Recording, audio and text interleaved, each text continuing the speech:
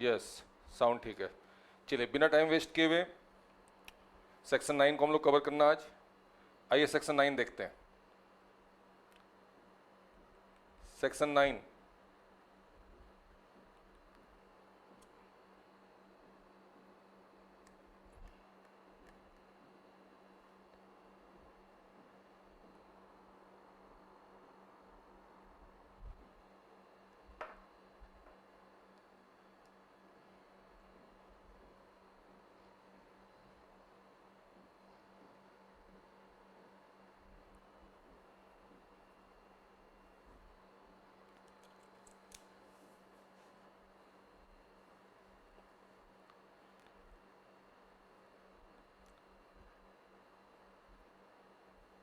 Section 9 क्यों पढ़ना है हमें? आप अच्छी तरह से जानते हैं कि जब भी हम टोटल इनकम निकालते हैं, good evening everybody, good evening Sanjay, Shashi, Anshu, Neha, Pritesh. जब हम टोटल इनकम निकालते हैं तो एनआर के केस में दो इनकम टैक्स होती है, ए और बी, मतलब उसकी टोटल इनकम में जोड़ा जाता है। और एनओआर के केस में तीनों इनकम जोड़ी जाती है, ए, बी और सी। लेकिन सी की इनकम सिर्फ वही जोड़ी जाती है अगर वो बिजनेस से हो तो उसका कंट्रोल इंडिया में हो, अगर वो प्रोफेशन से हो तो उसका सेटअप इंडिया में हो।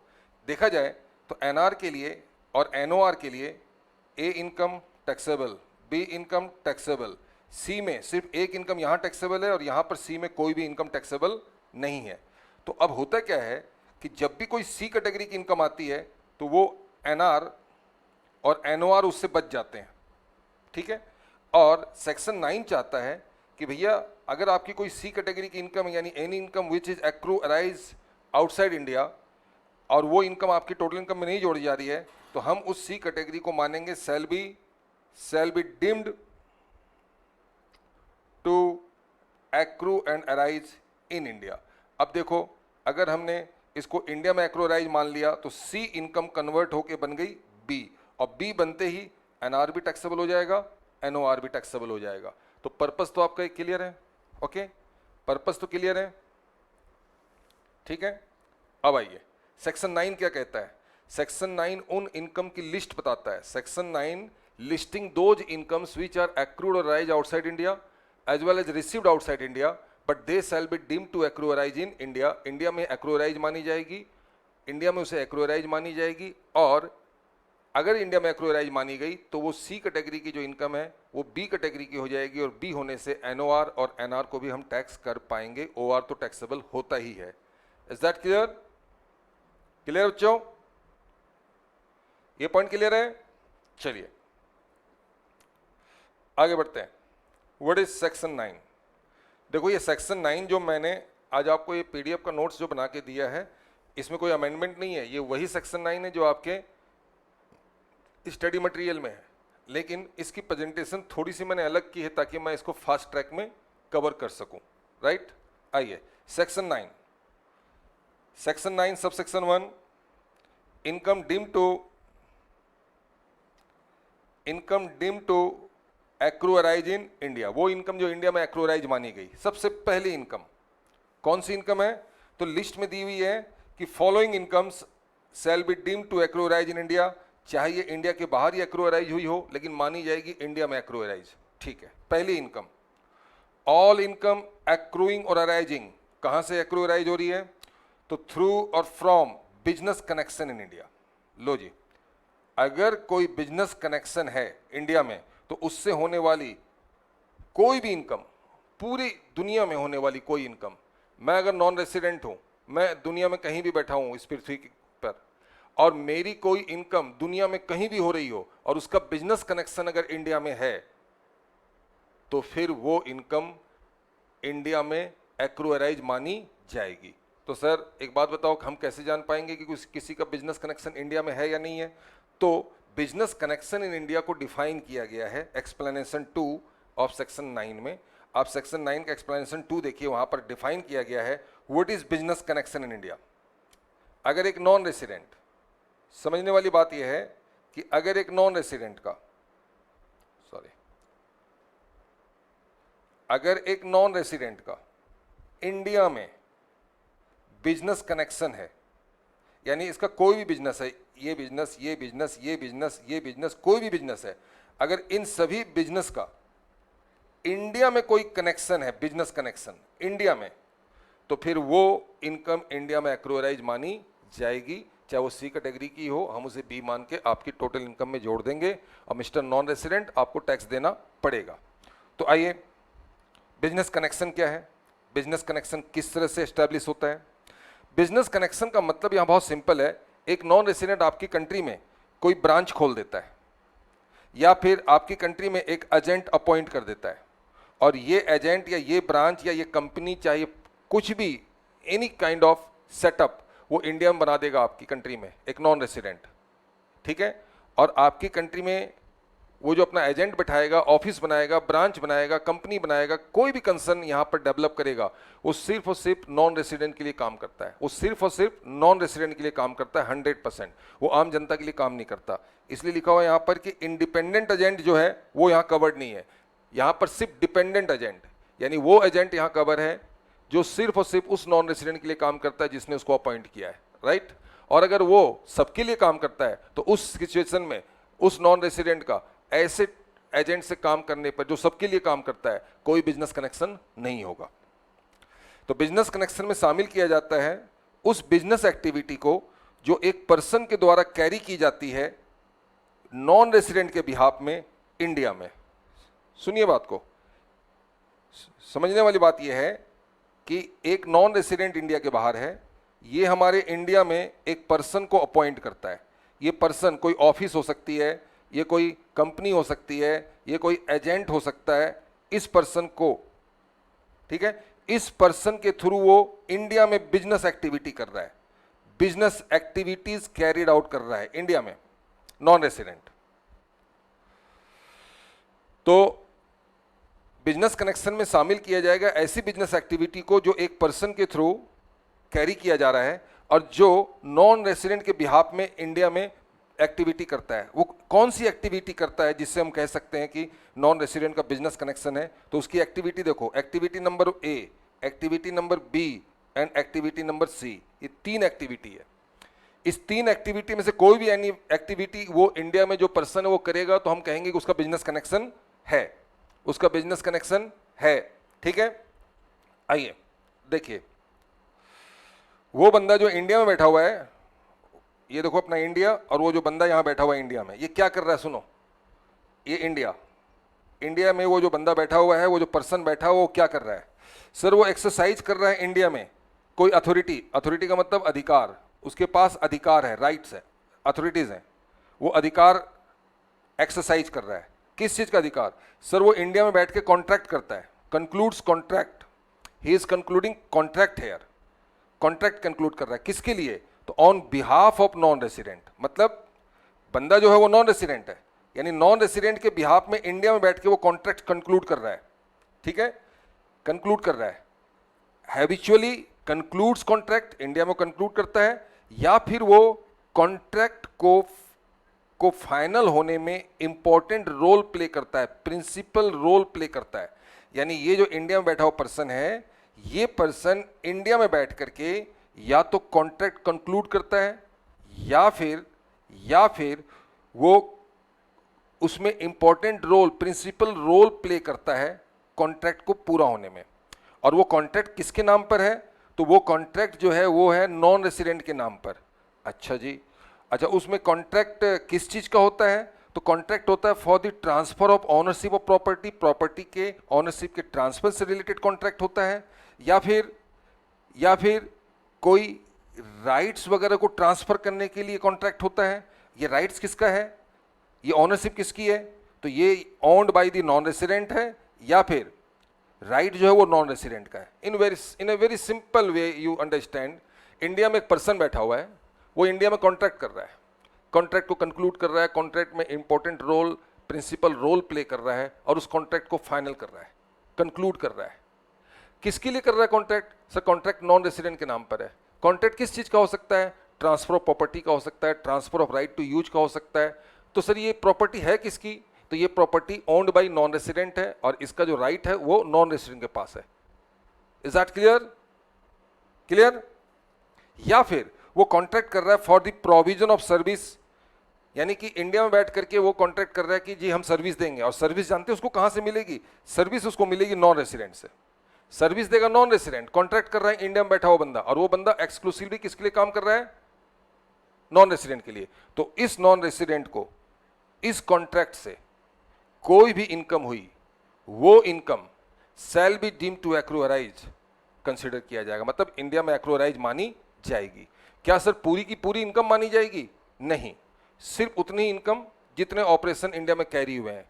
अब मान लो कॉन्ट्रैक्ट हुआ है, तो कॉन्ट्रैक्ट तो या इंडिया में हुआ है, लेकिन बाकी काम तो इंडिया में नहीं हुआ, तो वो पूरी इनकम को इंडिया में एक्रूराइज नहीं करेंगे, हम प्रोपोर्शनेट इनकम लेंगे। ये बात आगे चल के मैं आपको कंफर्म करूंगा। नंबर 1, इंडिया में बैठा हुआ पर्सन कॉन्ट्रैक्ट करता है, कॉन्ट्रैक्ट में इंपॉर्टेंट रोल प्ले करता है। कॉन्ट्रैक्ट ट्रांसफर ऑफ प्रॉपर्टी का हो सकता है, कॉन्ट्रैक्ट आपके transfer of right to use का हो सकता है, और ये ऑनरशिप और ये राइट किसके पास है? ये नॉन रेसिडेंट के पास है, या फिर नॉन रेसिडेंट के बिहाफ में इंडिया में वो सर्विस प्रोवाइड करने के लिए कॉन्ट्रैक्ट करता है। अगर ऐसा है तो non resident has business connection in India. Next, ये जो बंदा इंडिया में बैठा है इसके पास कॉन्ट्रैक्ट करने की कोई अथॉरिटी नहीं है, नो सच अथॉरिटी, कॉन्ट्रैक्ट नहीं करता वो, तो फिर करता क्या है? लेकिन वो यहां इंडिया में मेंटेन करता है, इंडिया में क्या? Stock of goods, stock of merchandise, goods और मर्केंडाइज के वो स्टॉक को इंडिया में मेंटेन कर रहा है। यानी समझ लो कि वो एक बंदा है, एक ऑफिस है, एक फर्म है, एक एजेंट है जो इंडिया में गुड्स को रिसीव करता है, होल्ड करता है, और as per direction of non resident उसकी सप्लाई भी कर देता है। ठीक है, तो वो गुड्स को, मर्केंडाइज को स्टॉक करता है, जहां से वो रेगुलरली डिलीवरी देता है गुड्स की और मर्केंडाइज की, किसके बिहाफ में? तो on behalf of non resident. Non resident के बिहाफ में वो ये काम करता है। पहला काम कॉन्ट्रैक्ट करना, दूसरा काम स्टॉक मेंटेन करना और स्टॉक की डिलीवरी रिसीव करना और डिलीवरी मतलब सप्लाई देना, दोनों काम करता है। तीसरा काम, वो बंदा इंडिया में बैठा हुआ ऑर्डर सिक्योर कर रहा है, यानी कि एक बंदा इंडिया में बैठा हुआ है वो सबसे ऑर्डर ले रहा है, राइट?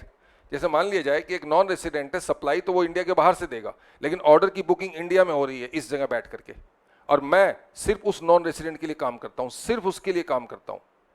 ठीक है, मैं इंडिया में ऑर्डर सिक्योर करता हूं, मेनली और wholly for the non resident, mainly मुख्य रूप से, एंड होली संपूर्ण रूप से, यानी मुख्यतः और संपूर्ण रूप से मैं नॉन रेसिडेंट के लिए इंडिया में ऑर्डर बुक करता हूं। ठीक है, अगर मान लो वो नॉन रेसिडेंट है और इंडिया में मैं मिस्टर एक्स हूं, तो मैं इसके लिए ऑर्डर बुक करता हूं। अगर इसके लिए ऑर्डर बुक किया और उस ऑर्डर्स के एग्जीक्यूट होने से, उस ऑर्डर के अकम्प्लिश होने से जो इनकम हुई, that income shall be deemed to accrue arise in India because order is secured in India, because you have business connection in India. Now this income will be taken in your total income, Mr. Non-resident. Okay? चलिए, तो इसके लिए order लेता है। लेकिन कई बार ऐसा होता है कि इस एनआर के साथ एक दूसरा एनआर है, एक तीसरा एनआर है, और इन सभी एनआर का जो कंट्रोल और मैनेजमेंट है वो एक दूसरे एनआर के पास है। यानी एक यहाँ पर सेंट्रल कंट्रोल है, उसके अंडर में ये एनआर भी काम करता है, ये काम भी करता है, ये भी करता है, तीनों एनआर उसके अंडर में काम करते हैं। ठीक है, और जो इंडिया में जो बैठा हुआ मिस्टर एक्स है, वो ऑर्डर तो लेता है इसके लिए, ठीक है, लेकिन वो करता क्या है? सप्लाई दिलवाता है इससे या इससे। ऐसा वो कर सकता है आपको कंफ्यूज करने के लिए कि भाई ऑर्डर तो मैंने लिया, लेकिन मैंने उस ऑर्डर से कुछ नहीं कमाया, ऑर्डर मेरे पास पड़े हुए हैं, लेकिन वो ऑर्डर किसी और से आपने सप्लाई करवा दिया, और ये जो कोई और है वो एक कॉमन कंट्रोल में काम करता है, ये तीनों एक ही कंट्रोल में काम करते हैं। तो भैया ऑर्डर इसके लिए सिक्योर करे, इसके लिए सिक्योर करे, इसके लिए सिक्योर करे, सप्लाई कहीं से भी हो, अगर ये सारे के सारे कॉमन कंट्रोल में है तो इनका बिजनेस कनेक्शन इंडिया में माना जाएगा। Is that clear? Yes Madhusudan, हमने बताया ना, contracts for transfer of property, contracts for transfer of right to use, इस तरह की कोई कॉन्ट्रैक्ट्स होगा तो बहुत सिंपल है। एक नॉन रेसिडेंट है, इसके अंडर में कई नॉन रेसिडेंट हैं, ये होल्डिंग कंपनी हो सकती है, इसकी सब्सिडरी कंपनी हो सकती है, और इसमें से एक बंदे ने इंडिया में एक्स को अपॉइंट कर लिया, इससे ये ऑर्डर सिक्योर करता है, इससे सप्लाई दिलवाए, इससे सप्लाई दे, इसको ऑर्डर मिले, इसको ऑर्डर मिले, काम कर रहा है इसके लिए लेकिन ऑर्डर ले रहा है इसके लिए, वो किसी के लिए भी ले, बिजनेस कनेक्शन माना जाएगा। सर ये बात कहां लिखी है, पढ़िए। That person habitually secure orders in India mainly और wholly for that non resident, जिसकी हम बात कर रहे हैं, इसकी सबसे पहले वाले की, और या फिर फॉर दैट नॉन रेसिडेंट इसके लिए भी ऑर्डर लेता है और अदर नॉन रेसिडेंट्स और इनके लिए भी ऑर्डर लेता है, ठीक है। और ये सारे के सारे नॉन रेसिडेंट्स जो हैं कंट्रोल्ड हैं, non resident controlling and controlled by और subject to such same common control as that of non resident. इस नॉन रेसिडेंट का जो कंट्रोलर है, यही इन लोगों का कंट्रोलर भी वही नॉन रेसिडेंट है। तो इस सिचुएशन में कॉन्ट्रैक्ट किसी के साथ हो, बिजनेस कनेक्शन माना जाएगा। यानी बिजनेस कनेक्शन में तीन बातें सामने आ रही है। नंबर वन ऑर्डर कंक्लूड होना, नंबर 2 स्टॉक का मेंटेन होना, नंबर 3 ऑर्डर का सिक्योर होना। लेकिन ध्यान रहे, ये बिजनेस कनेक्शन तभी होगा जब वो बंदा जो इंडिया में बैठा है वो होली और 100% उसके लिए काम करे। लेकिन अगर इंडिया में बैठा हुआ बंदा अगर किसी नॉन रेसिडेंट को सर्विस देता है और वो और बाकी किसी भी नॉन रेसिडेंट को सर्विस देता है, किसी भी रेसिडेंट को सर्विस देता है, कमीशन के लिए वो सबको सर्विस देता है, तो फिर उस नॉन रेसिडेंट का इस एजेंट के साथ कोई भी बिजनेस कनेक्शन नहीं होगा जब तक कि वो एक्सक्लूसिवली उसके लिए काम ना करे। यही बात नीचे लिखी हुई है कि there will be no business connection if the non resident carries on business through a broker, general commission agent और any other agent who does not work, जो काम नहीं करता है मेनली और wholly on behalf of such non residents और other non resident under the same control and management. Fine. तो business connection की डेफिनेशन तो हमारे पास 2002 से आई हुई, 2002 के आसपास से ही आ गई थी बिजनेस कनेक्शन की डेफिनेशन। लेकिन ये एक नया डेफिनेशन 2018 में आया था, और वो क्या था देखिए। कुछ व्यक्ति ऐसे होते हैं जो भारत में पाए जाते हैं, देखे जाते हैं, और उनकी जो प्रेजेंस है हमारे देश में वो इकोनॉमिक इंटेंशन से है। यानी सिग्निफिकेंट इकोनॉमिक प्रेजेंस, किसी भी नॉन रेसिडेंट का हमारी धरती पर पाया जाना, हमारे भारत में पाया जाना और इकोनॉमिक इरादे से पाया जाना, इस बात को तय करता है कि उस नॉन रेसिडेंट का इंडिया में बिजनेस कनेक्शन है। और बिजनेस कनेक्शन है मतलब that income shall be deemed to accrue और अराइज इन इंडिया। ओके बच्चे, आगे बढ़ो। देखो मैंने यहां लिखा है non resident is equal to having significant economic presence in India. अगर नॉन रेसिडेंट का इंडिया में इकोनॉमिक प्रेजेंस है, ठीक है, तो बिजनेस कनेक्शन इन इंडिया, तो उसका बिजनेस कनेक्शन भी है। एंड सिग्निफिकेंट इकोनॉमिक प्रेजेंस का मतलब क्या होता है? कोई नॉन रेसिडेंट हमारे देश में आया, मैं कैसे कह पाऊंगा कि उसका प्रेजेंस जो है वो सिग्निफिकेंटली इकोनॉमिक है? कैसे कह पाऊंगा? तो डेफिनेशन कहता है अगर वो ट्रांजैक्शन करता है किसी गुड्स में, सर्विस में या प्रॉपर्टी में।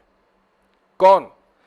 Transaction carried out by non resident in India. अगर इंडिया में आकर के वो गुड्स की ट्रांजैक्शन करे, सर्विस और प्रॉपर्टी की, इंक्लूडिंग जिसमें provision of download of data और सॉफ्टवेयर इन इंडिया, यानी कि वो इंडिया में आकर के अपना कोई डाटा डाउनलोड करवाए, यहाँ किसी को सॉफ्टवेयर किसी को दे, अपने सॉफ्टवेयर अपने ऐप दे के जाए, डाउनलोड यहाँ करवाए, ठीक है।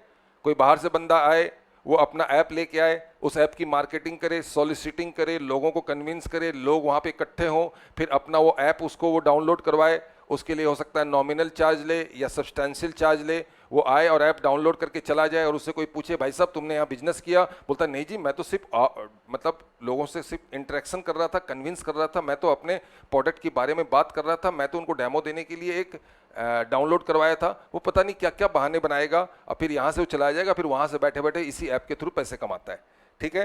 तो अगर कोई नॉन रेसिडेंट ट्रांजेक्शन करता है गुड्स में, सर्विस में, प्रॉपर्टी में, ठीक है, इंडिया में, इंक्लूडिंग प्रोविजन वो प्रोवाइड करता है डाउनलोड ऑफ डाटा या download of software in India, ठीक है, तो सर कितना डाउनलोड? तो इसके लिए गवर्नमेंट अपना लिमिट प्रिस्क्राइब कर रखी है। यहां लिखा मैंने, देखो छोटे शब्दों में लिखा हुआ, छोटे फॉन्ट में, if the aggregate of payment arising from such transaction और transactions during the previous year exceed such amount as may be prescribed. एक अमाउंट फिक्स है, 10 लाख, 20 लाख, 25 लाख, जो भी है, प्रिस्क्राइब्ड अमाउंट से अगर ज्यादा है तो आपका इकोनॉमिक प्रेजेंस माना जाएगा, प्रिस्क्राइब्ड लिमिट से कम है तो आपका इकोनॉमिक प्रेजेंस नहीं माना जाएगा। वैसे तो तुम देखो कोई भी अगर नॉन रेसिडेंट इंडिया घूमने आता है जब वो इंडिया घूमने आता है तो वो कुछ खरीदेगा भी।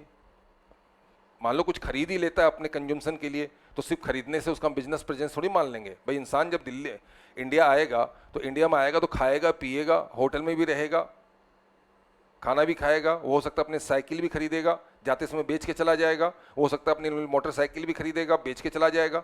तो आप ऐसे नहीं कह सकते कि he is coming to your country and entering into a transaction in respect of any goods और सर्विस और व्हाटएवर, और वो उसका बिजनेस कनेक्शन ले लेंगे क्योंकि उसका इकोनॉमिक प्रेजेंस है। जी नहीं, एक पर्टिकुलर लिमिट से ज़्यादा होगा तभी हम ऐसा कहेंगे।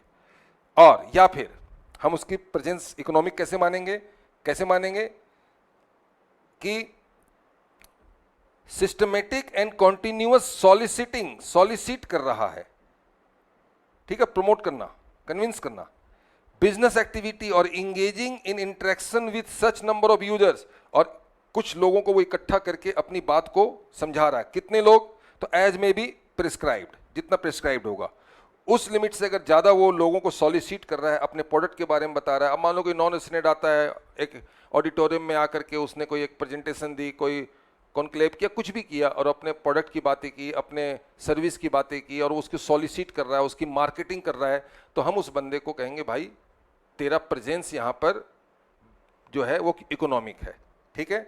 और ऐसा है तो फिर आपका बिजनेस कनेक्शन है। Is that clear? Please confirm. Is that clear बच्चे?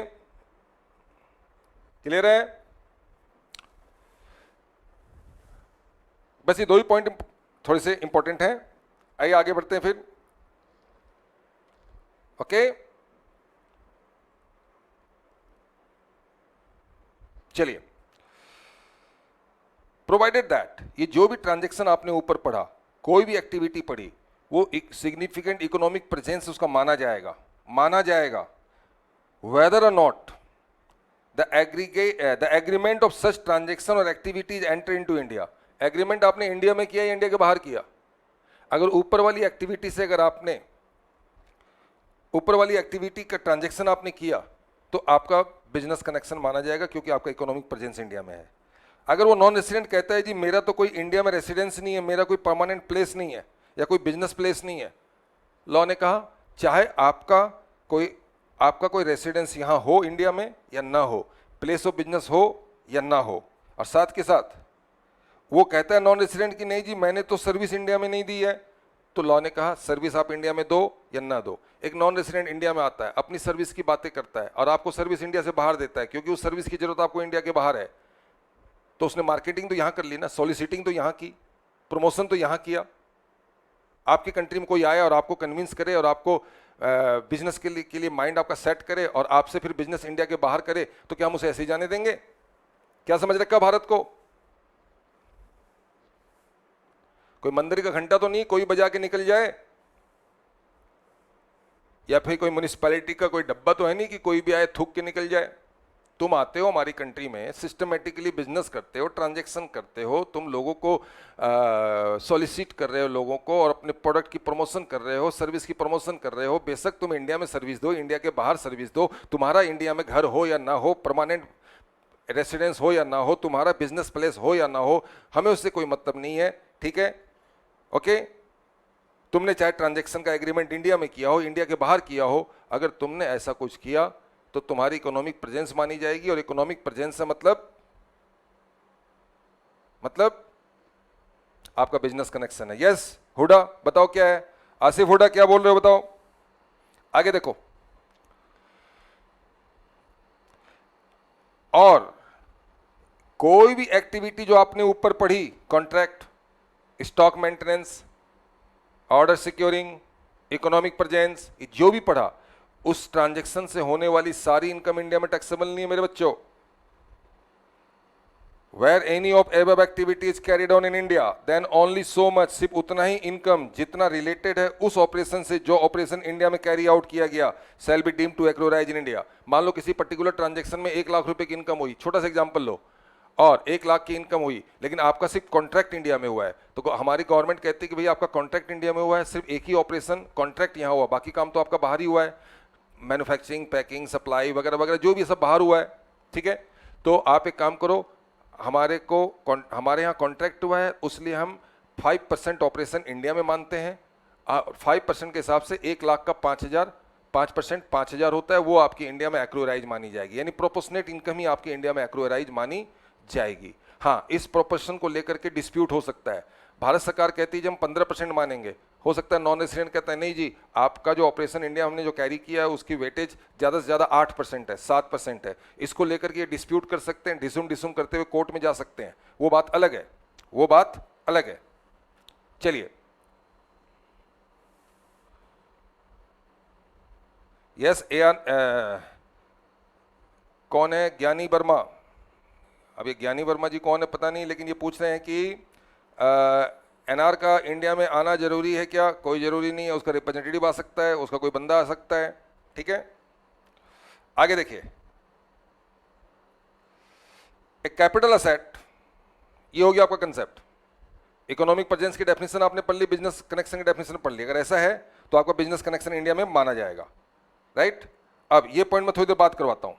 अब आइए इधर, ये हम लोग पढ़ रहे थे ना, यहां से ऑल इनकम एक्रूइंग और अराइजिंग, ऑल इनकम मतलब ऑल यूनिवर्स, इनकम कहीं भी हो, ऑल इनकम एक्रू हो रही हो, अराइज हो रही हो कहीं पर भी, थ्रू, लेकिन अगर वो हो रही हो through business connection in India और from business connection in India, तो it shall be deemed to accrue arise in India, not wholly even मत प्रोपोर्शनेटली ही सही, लेकिन आपकी इनकम इंडिया में एक्रू अराइज मानी जाएगी if you have business connection and even if you have business economic presence in India.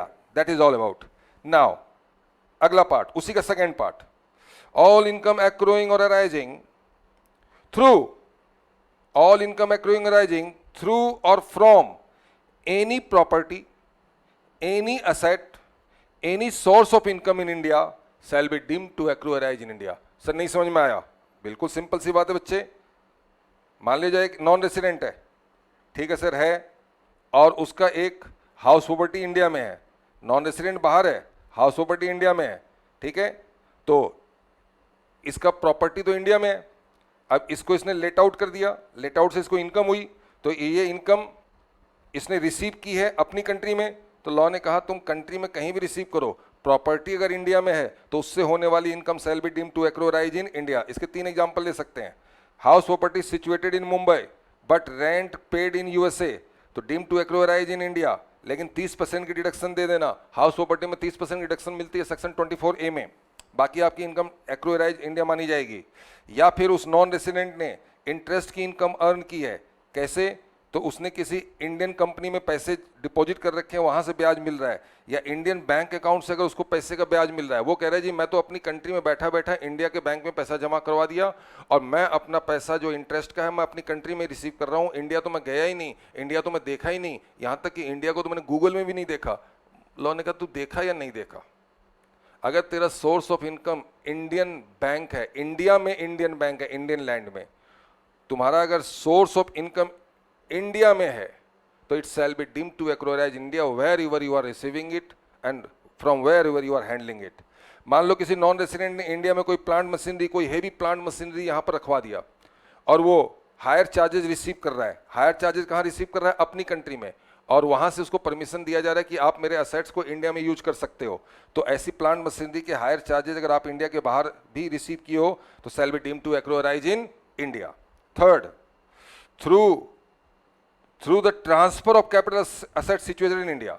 मान लिया जाए एक नॉन रेसिडेंट ये कहता है, एक नॉन रेसिडेंट कि कोई असेट्स है इंडिया में और वो नॉन रेसिडेंट इंडिया के बाहर है और वहां से बैठे बैठे इस असेट्स को वो ट्रांसफर कर रहा है और कह रहा है जी ट्रांसफर हमने बाहर किया, पावर ऑफ अटॉर्नी बाहर बनी, पेमेंट हमने बाहर लिया, सब कुछ हमने लिया, सब कुछ बाहर हुआ, इंडिया में कुछ नहीं हुआ। किसे बेवकूफ़ बना रहे हो मिस्टर नॉन रेसिडेंट? इंडिया में कुछ नहीं हुआ। जो तुमने किया, जो भी लेन देन किया, वो प्रॉपर्टी थी कहाँ? वो प्रॉपर्टी तो इंडिया में ही थी।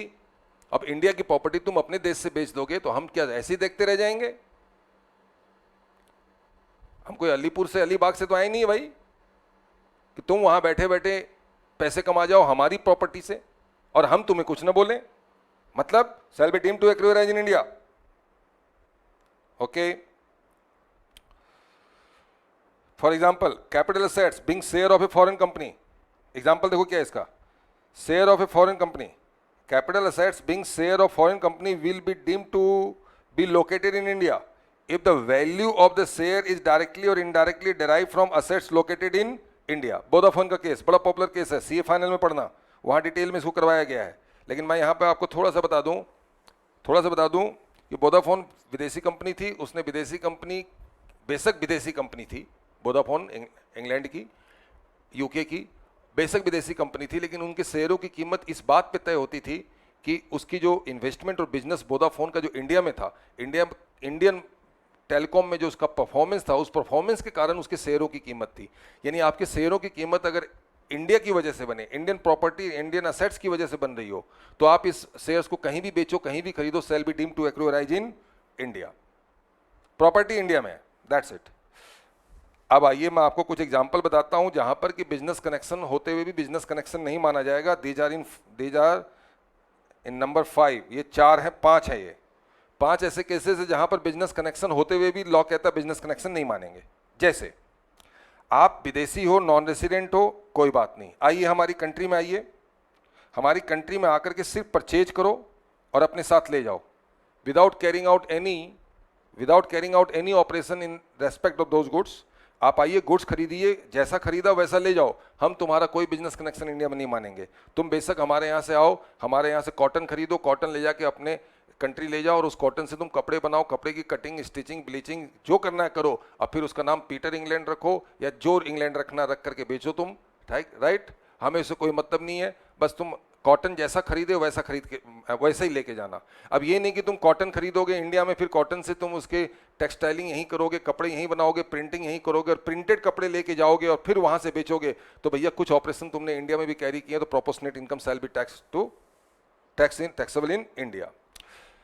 और ये बात मैंने लिख दी है कि वही पार्ट इनकम का इंडिया में टैक्सेबल होगा जितना पार्ट उतने ऑपरेशन से संबंध रखता है जितना ऑपरेशन इंडिया में कैरी किया गया, यानी प्रोपोर्शनेट इनकम ली जाएगी, बाकी इनकम नहीं ली जाएगी।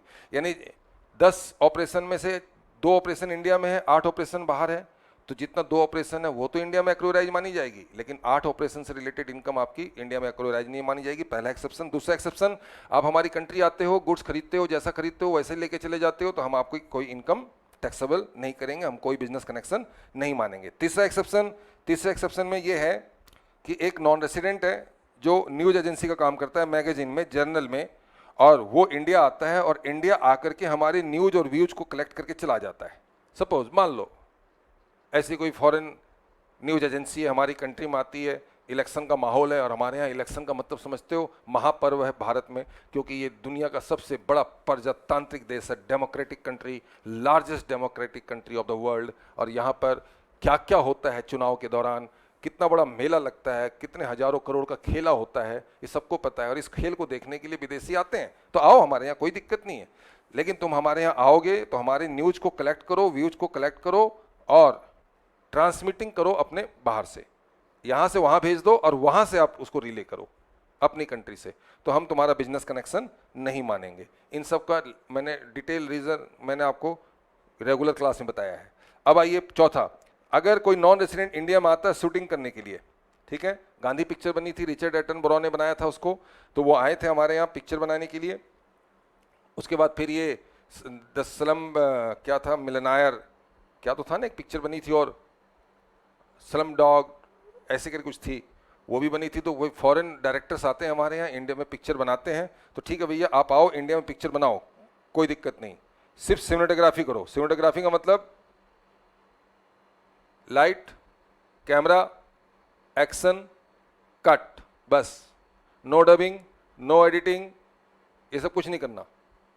डबिंग, एडिटिंग, स्क्रीनिंग जाओ बाहर करो, ये सब इंडिया में कुछ नहीं करोगे। इंडिया में सिर्फ light and cut, light, camera, action, cut, इतना काम करो। यानी अगर आपका ऑपरेशन सिर्फ शूटिंग तक सीमित है, मिस्टर नॉन रेसिडेंट, इंडिया में फिल्म बनाने आप आते हो, तो हम तुम्हारे बिजनेस कनेक्शन नहीं मानेंगे। लेकिन हमारी एक शर्त है, अगर आप नॉन रेसिडेंट हैं तो, और इंडिविजुअल नॉन रेसिडेंट है, तो आप सिटीजन ऑफ इंडिया नहीं होने चाहिए, यानी आप भारत के नागरिक नहीं हो।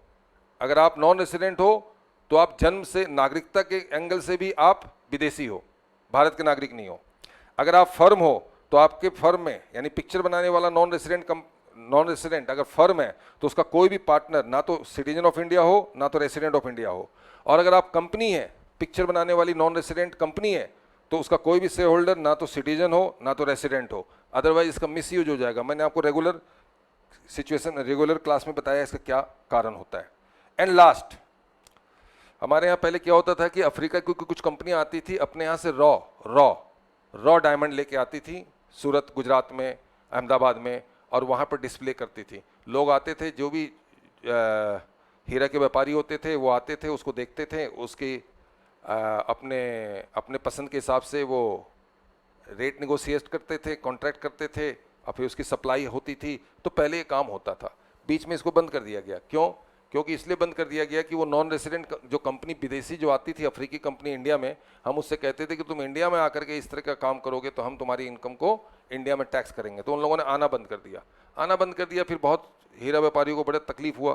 तो बाद में फिर लॉ को फिर अमेंड हुआ, ये भी मोदी गवर्नमेंट के आने के बाद फिर ये अमेंडमेंट हुआ। और अब क्या कहा गया सुनो, अगर कोई फॉरेन कंपनी यानी अफ्रीका की कंपनी जो बिजनेस करती है माइनिंग ऑफ डायमंड में, यानी कि जो कि जिनके पास हीरो की खाने हैं, यानी अफ्रीकन कंपनी हीरो की खाने हैं, वेयर द एक्टिविटीज, अगर वो हमारी कंट्री में आए, बिल्कुल आए, लेकिन उनकी एक्टिविटी अगर सीमित है, कन्फाइंड मतलब लिमिटेड, सीमित है, कि आप आओ यहाँ डिस्प्ले करो अनकट मतलब बिना कट किया हुआ हीरा, खान में से जैसा हीरा निकलता है बस वैसे ही हीरा।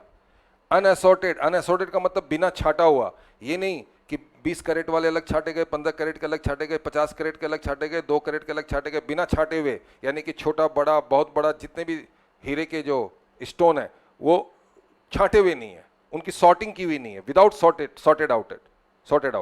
अनएसॉर्टेड आप लेके आओ, डिस्प्ले करो, और वहीं डिस्प्ले करो जहां गवर्नमेंट कहती है, स्पेशल जोन में, नोटिफाइड बाय सेंट्रल गवर्नमेंट। तो अफ्रीकन कंपनी अगर भारत में आकर के अपने अनकट और अनअसॉर्टेड डायमंड्स की डिस्प्ले करती है उसी जगह पर जिस जगह को गवर्नमेंट ने डिक्लेयर किया है, तो उनके यहाँ आने से हम उसके बिजनेस कनेक्शन को नहीं मानते। यानी हमने इस 5 लोगों को बिजनेस कनेक्शन से दूर रखा। हम चाहते हैं कि विदेशी कंपनी अपना हीरा लेके हमारे यहाँ डिस्प्ले करने आए। हम चाहते हैं कि विदेशी डायरेक्टर हमारे यहाँ आकर के मूवी बनाए। हम चाहते हैं कि विदेशी आकर के हमारे यहाँ न्यूज़ और व्यूज़ को कलेक्ट करे। हम ये भी चाहते हैं कि विदेशी आए हमारे यहाँ से माल खरीदे और जैसा खरीदे वैसा लेके जाएं। हम ये भी चाहते हैं कि अगर वो पूरा का पूरा ऑपरेशन इंडिया में नहीं करते हैं तो जो ऑपरेशन इंडिया में नहीं किया हम उसका बिजनेस कनेक्शन नहीं मानेंगे। Okay, now suppose there is a income, अगर कोई सैलरी हेड की इनकम है तो सैलरी इनकम वहीं होती है जहां पर सर्विस रेंडर की जाती है। अगर सर्विस रेंडर की गई है इंडिया में तो it shall be deemed to accrue arise in India. लेकिन कई बार क्या होता है कि कुछ विदेशी नॉन रेसिडेंट हमारे इंडिया में आते हैं, सर्विस रेंडर करते हैं, और सर्विस के तो वो सैलरी लेते ही लेते हैं, साथ के साथ वो लीव पीरियड यानी कि रेस्ट पीरियड और लीव पीरियड का भी लेते हैं। आपने भी सुना होगा कि हम एम्प्लॉय को 10 दिन की छुट्टी दे देते हैं लेकिन उसकी सैलरी नहीं काटते हैं। उसी तरीके से अगर इसको छुट्टी दे दी गई, इसको सैलरी नहीं काटी गई, तो वो इनकम भी इंडिया में एक्रूअराइज मानी जाएगी। यानी कि वो इंडिया में अगर सर्विस नहीं दे रहा है, छुट्टी में बाहर गया हुआ है, लेकिन उसने पैसे लिए हैं, तो it shall be deemed to accrue arise in India. उसके बाद अगर कोई सैलरी इनकम है और गवर्नमेंट ने आपको पे की है, और आप कौन है? भारत के नागरिक। तो भैया भारत के नागरिक, आपको अगर भारत की सरकार कोई भी इनकम देती है जो कि सैलरी हेड में टैक्सेबल है, ठीक है, तो वो आपके इंडिया में एक्रूअराइज मानी जाएगी। सर इसका क्या लॉजिक है? लॉजिक बहुत सिंपल है बच्चे, रेगुलर क्लास में बताई गई है। सपोज मान लिया जाए यहाँ सिंगापुर है, मिस्टर एक्स IAS ऑफिसर है, फॉरेन सर्विस में है, भारत सरकार की तरफ से, गवर्नमेंट की तरफ से मिस्टर एक्स को सिंगापुर में पोस्टिंग मिल गई है, ठीक है। अभी सिंगापुर में रहता है, अपनी सर्विस कहाँ दे रहा है? सर सिंगापुर में। सैलरी कहाँ ले रहा है? सिंगापुर में। तो ये साल में कितनी बार आया इंडिया में? सर एक साल में मुश्किल से 3 दिन के लिए आया। 3 ही दिन के लिए क्यों आया? सर आजकल तो क्या है कि टेक्नोलॉजी आ गई है, तो सारी कॉन्फ्रेंस वगैरह बैठे बैठे हो जाती है, तो फिजिकली वो इंडिया आता ही नहीं। तो बताओ, एक आदमी जो भारत का नागरिक है, सिटीजन है भारत का नागरिक है, सरकार का नुमाइंदा यानी कि नौकर है, नौकरी करता है, और सरकार की तरफ से वो सिंगापुर में जॉब कर रहा है, ठीक है, वहाँ का एम्बेसडर है, ठीक है, और वहीं वो सर्विस दे रहा है, वहीं सैलरी ले रहा है। तो बताओ इंडिया में तो आया ही नहीं। जब इंडिया में आया नहीं तो वो क्या हो गया? Non resident. लेकिन इसने सर्विस कहाँ दी? सर सिंगापुर में। सैलरी कहाँ ली? सिंगापुर में। तो इनकम कौन सी है? C category. तो तो एक नॉन रेसिडेंट की सी कैटेगरी इंडिया में टैक्स हो सकती है? नहीं हो सकती सर। लेकिन सर ये नॉन रेसिडेंट जो है वो मिस्टर एक्स है, और मिस्टर एक्स भारत सरकार का एम्प्लॉई है, चाहे वो किसी भी सरकार का एम्प्लॉई हो। हमने जो आपको सिखाया उस हिसाब से एक नॉन रेसिडेंट को सी कैटेगरी की इनकम टैक्स नहीं की जा सकती। तो सर ये तो बहुत गजब बात हो गई कि भारत सरकार अपने ही कर्मचारी को सैलरी दे रही है और उसको टैक्स नहीं कर पाएगी। जी हाँ, तो सर इसको तो कुछ होना चाहिए, तभी तो हुआ।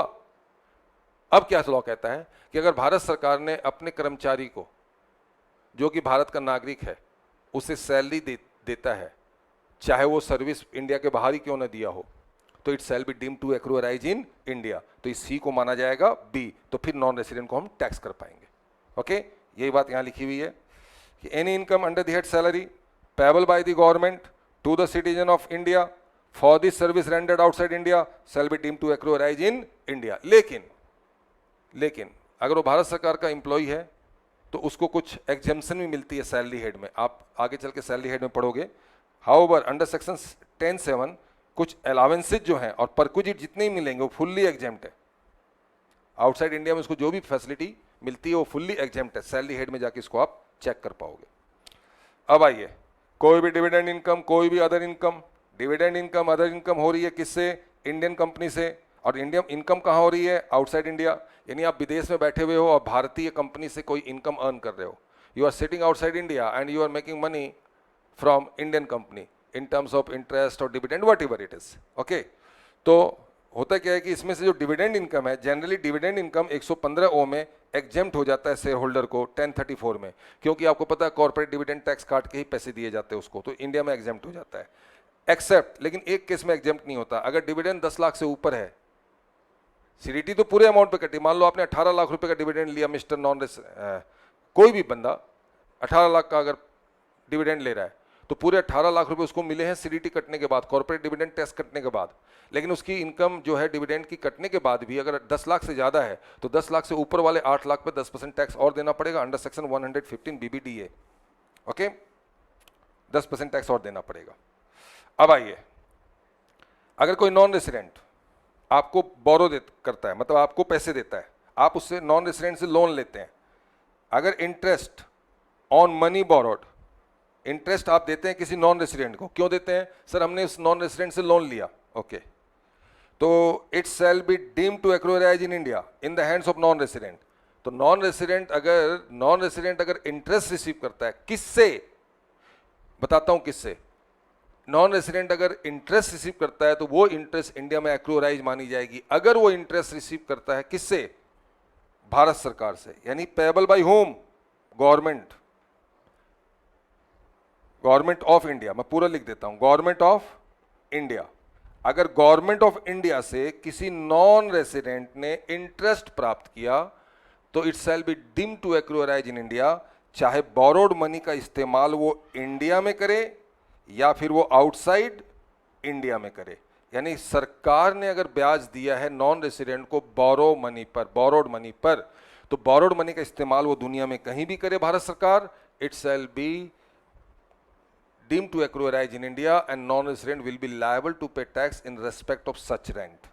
लेकिन अगर उसी नॉन रेसिडेंट को इंटरेस्ट देता है रेसिडेंट और बोरोड मनी को यूज करता है बिजनेस और प्रोफेशन इन इंडिया में या फिर किसी और सोर्स ऑफ इनकम इंडिया में, जब वो इंडिया में यूज करता है तो फिर टैक्सेबल है। लेकिन अगर यही रेसिडेंट बोरोड मनी का इस्तेमाल इंडिया के बाहर करे तो फिर वो नॉन रेसिडेंट इंडिया को टैक्स नहीं देगा।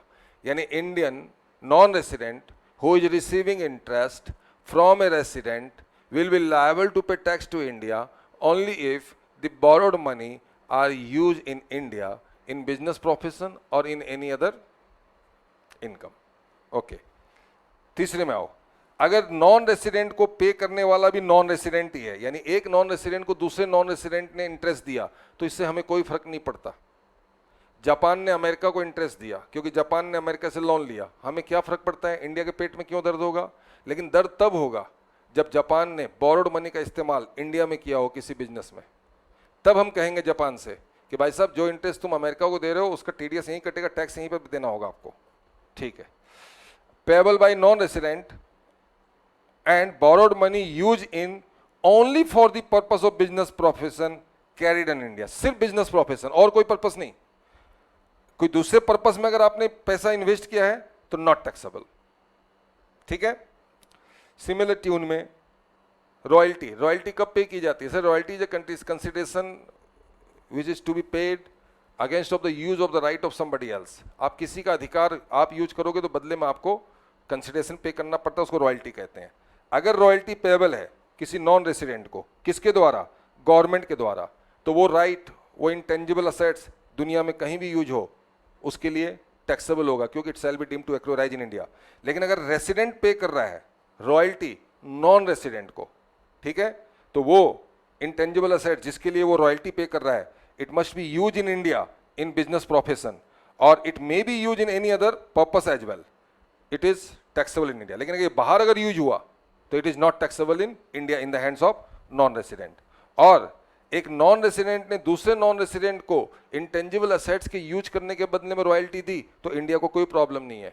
लेकिन अगर वही बिजनेस इंडिया में, अगर क्या लिखा मैंने, कुछ गलत तो नहीं किया? Non resident only for the purpose of business, ठीक है, हाँ। और अगर उसने इंडिया में यूज कर लिया, जैसे मान लिया जाए कि श्रीलंका ने बोरो किया चाइना से, सॉरी, श्रीलंका ने कोई इंटेंजिबल असेट्स लिया, कोई राइट लिया चाइना से, चाइना को रॉयल्टी देगा श्रीलंका, तो दोनों, हमें क्या दिक्कत है? श्रीलंका चाइना को रॉयल्टी दे रही है, देने दो, हमें कोई दिक्कत नहीं, हमारे यहाँ कोई इनकम उनकम नहीं मानी जाएगी चाइना के लिए। लेकिन अगर वही श्रीलंका ने उसी इंटेंजिबल असेट्स को किसी बिजनेस प्रोफेशन में या किसी भी सोर्स ऑफ इनकम में इंडिया में यूज किया, तो फिर जो ब्याज तुम दोगे चाइना को, China will be liable to pay tax to India because it shall be deemed to accrue arise in India. Got it? Similar tune में fees for technical service. Sir technical service में क्या क्या आएगा?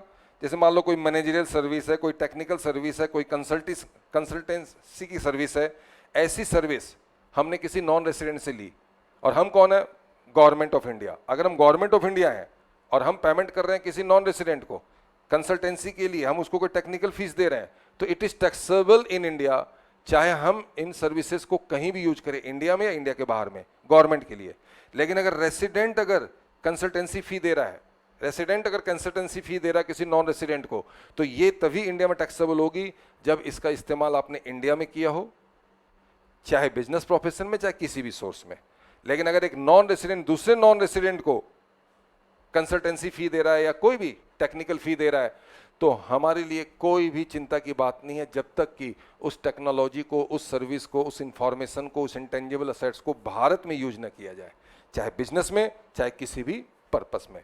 क्या ये क्लियर है मेरे बच्चों? मैं देखो लगातार फटाफट वन आफ्टर अनदर बोलता गया, क्योंकि पर्पस है आपको रिवाइज करवाना।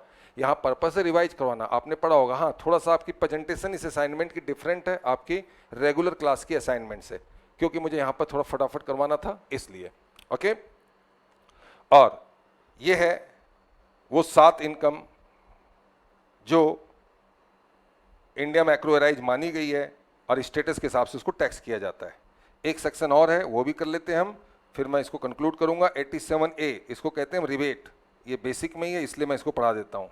आप अगर इंडिविजुअल हैं, जी हाँ हूँ। आप रेसिडेंट हैं, बिल्कुल हूँ सर। अब देखो मैंने रेसिडेंट वर्ड लिखा है, रेसिडेंट का मतलब यहाँ पर OR और NOR दोनों से है, लेकिन NR नहीं है यहाँ पर, ठीक है। आप रेसिडेंट हैं, हाँ हूँ सर। इंडिविजुअल है, रेसिडेंट हूँ, यस। आपकी टोटल इनकम मतलब GTI में से चैप्टर 6A की डिडक्शन देने के बाद जो टोटल इनकम आता है, अच्छा वो टोटल इनकम आपकी 5 लाख तक है। हाँ सर है। तो आपको मालूम है ना कि 2.5 लाख के ऊपर 5 लाख तक 5% की इनकम होती है। हाँ सर होती है। 2.5 लाख से ऊपर अगर मान लो, एज्यूम करो आपकी इनकम 4,90,000 है, ठीक है सर। तो 5 लाख से ऊपर कितनी है सर? 2,40,000। तो 2,40,000 पर टैक्स कितना बनेगा सर? 5%। 5% कितना हुआ सर? 12,000। तो सर क्या 12,000 टैक्स देना पड़ेगा? लॉने का नहीं। अगर आपकी इनकम 2.5 लाख से ज़्यादा है और 5 लाख तक है, तो आपका जो टैक्स बना वो टैक्स और 12,500 रुपये जो दोनों में से लोअर होगा वो रिबेट हो जाएगा, ठीक है। समझ रहे बात को? इसको आप इनडायरेक्टली ऐसे कह सकते हैं कि 2.5 लाख से ऊपर 5 लाख तक की इनकम पे जितना भी टैक्स बनता है वो पूरा का पूरा रिबेट अलाउड है, यानी आपको टैक्स देने की जरूरत नहीं है। लेकिन अगर यही 5,01,00,000 रुपए हो जाए, dear student please listen carefully, यही अगर 5,01,100 रुपए हो जाए, 5,01,100 रुपए आपकी इनकम है, आपको ये रिबेट नहीं मिलेगा। सर ये तो गलत बात है ना सर। देखो गलत और सही हम लोग नहीं कह सकते। इस देश का कानून पार्लियामेंट में पास होता है, पार्लियामेंट में जो लोग इसे पास करते हैं उनको हम ही भेजते हैं और उनको जिम्मेवारी देते हैं कि इस देश की कानून व्यवस्था को आप बनाए रखें, राइट। तो सर कानून तो सर अच्छा नहीं है ना, अच्छा नहीं है तो बदलाव आ जाएगा। ऐसा थोड़ी कोई भी कानून परमानेंट रहता है, नहीं अच्छा है, विरोध होगा तो बदलाव भी आएगा, ठीक है। तो ये था सारा, यानी आज का बेसिक फोकस था मेरा कि मैं आपको सेक्शन 9 करवा दूं और आप फटाफट अपना आप लिख करके बताएं कि क्या आपको ये सेक्शन 9 ठीक से समझ में आया। समझ में तो खैर आपको रेगुलर क्लास में अच्छा आ जाता है, यहाँ तो सिर्फ रिवीजन करवाना था हमें। क्या हम लोग अपना पर्पस फुलफिल कर पाए? यस और नो, प्लीज आंसर। और एक बात और, कल मैं क्लास नहीं ले रहा हूँ, कल परसों मैं क्लास नहीं ले रहा हूँ, अगले क्लास की नोटिस आपके पास आ जाएगी, ठीक है। 5 to 6 मैं 2 दिन, एक्चुअली क्या है वो आपकी बुक पे कुछ काम बचा हुआ है, वो बुक प्रिंटिंग में भेजना है तो उसमें कुछ काम निकल आया है। प्रिंटिंग में जाने से पहले उसको जरा सा मुझे एक बार 1-2 चीज़ रिव्यू करनी है, इसलिए मैं चाहता हूँ एक्सक्लूसिव मेरा फोकस हो। बुक्स का काम ऐसा काम होता है कि एक बार बैठ जाओ तो फिर जब तक नहीं पूरा होता तब तक उठने का मन नहीं करता, फिर बीच में कोई दूसरा डिस्टर्बेंस अलाउ नहीं हो पाता उसमें, ठीक है। तो हम लोग इसको नेक्स्ट क्लास कब आएगी आपको इंटीमेट कर दिया जाएगा, आपको पता चल जाएगा टेलीग्राम के थ्रू, आपको व्हाट्सएप के थ्रू, ठीक है। तो मैं आज की क्लास यहीं पर इसको कंक्लूड करता हूँ, राइट। मैं देख रहा हूँ कि किसी ने कुछ भी नहीं पूछा है और सब यस सर कह रहे हैं, ठीक है। 100% क्लियर हो गया, संजय झा ने बोला और अमन और राहुल भी कह रहे हैं, प्रिया जहांगीर भी कह रही हैं कि सर यस सर। और अमन राणा जो है, अमन राणा शायद ये हमारी रेगुलर क्लास नहीं किए हैं, हमें अच्छी तरह से पूरा भरोसा है क्योंकि मैं इस नाम को नहीं पहचान पा रहा हूँ। तो इस ये कह रहे हैं सर मेरी समझ में नहीं आया, तो बेटा ऐसे तो समझ में आएगा नहीं, रिवीजन की क्लास उनके लिए होती है जो रेगुलर क्लास करते हैं। और एक बात आपको और बता दूं, थोड़ा सा आप इस पर विचार कीजिएगा, मेरी बात को मानना न मानना आपकी पूरी आज़ादी है। इनकम टैक्स एक ऐसा पेपर है या टैक्सेशन एक ऐसा पेपर है, टैक्सेशन, जिसकी रिवीजन या फास्ट ट्रैक उतनी फ्रूटफुल नहीं होती। ये सिर्फ उन्हीं के लिए फ्रूटफुल होती है जो डिटेल में रेगुलर क्लासेस पहले कर चुके हैं। आप सोचोगे फास्ट ट्रैक से मैं इनकम टैक्स सीख जाऊं, असंभव। देखो होता है क्या, न्यूमेरिकल जैसे मान लो कॉस्टिंग है, अकाउंट्स है, हमने आपको एक कंसेप्ट समझा दिया, फास्ट ट्रैक में समझा दिया।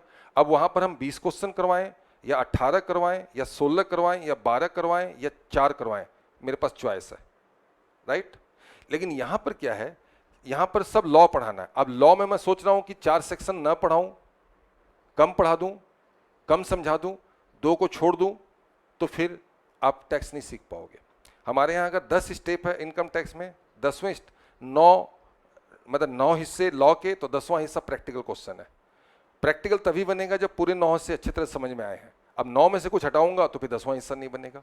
कहने का मतलब इनकम टैक्स में फास्ट ट्रैक की क्लासेस उन्हीं के लिए यूजफुल है जिन्होंने रेगुलर क्लास को बहुत बढ़िया से पढ़ रखा है। रेगुलर क्लास मतलब पढ़ रखा है।